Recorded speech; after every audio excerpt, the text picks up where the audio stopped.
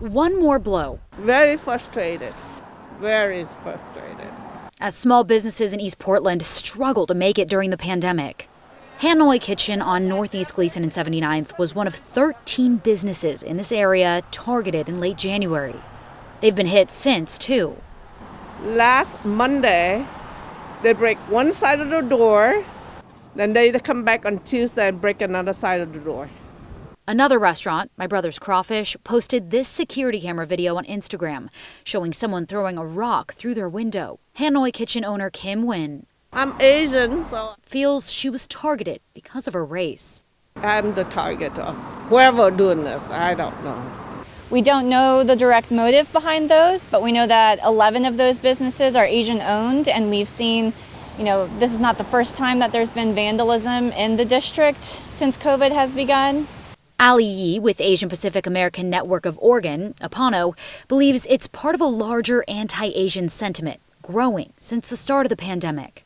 The rhetoric, the racism around calling it the Chinese flu or Kung flu, people using these words, leaders using these words has emboldened people to target and attack Asian community members and businesses. Police have arrested people for other bias crimes against Asians in Portland recently. So it makes you concerned when you're going about your life, I think, and concerned about what people may do or say to you and where this ends. A year ago, we told you about Portland's Chinese community facing discrimination around the coronavirus. Since January 2020, the Oregon DOJ's bias hotline received 78 reports from Asian Americans and Pacific Islanders. I've been living here. I've been running this restaurant for so many years. I never feel so unsafe as it is right now.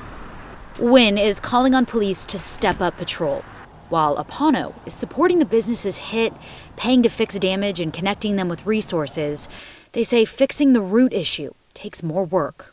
We're really thinking about how we keep our community safe and how we root out the racism that we're experiencing now. And I think that's through community strength. And I think it's through reaching out to each other, supporting the businesses that have been impacted, checking in on each other.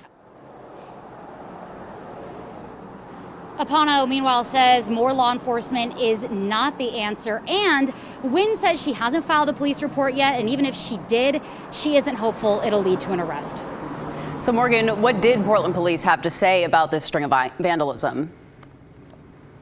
So I reached out and I asked for more information. I asked whether they had any suspects, whether they'd made any arrests in connection with this. They responded via email and told me that they are investigating reports of broken windows at businesses in Northeast and Southeast Portland. So we will, of course, stay on top of this for us. All right. Thanks so much, Morgan.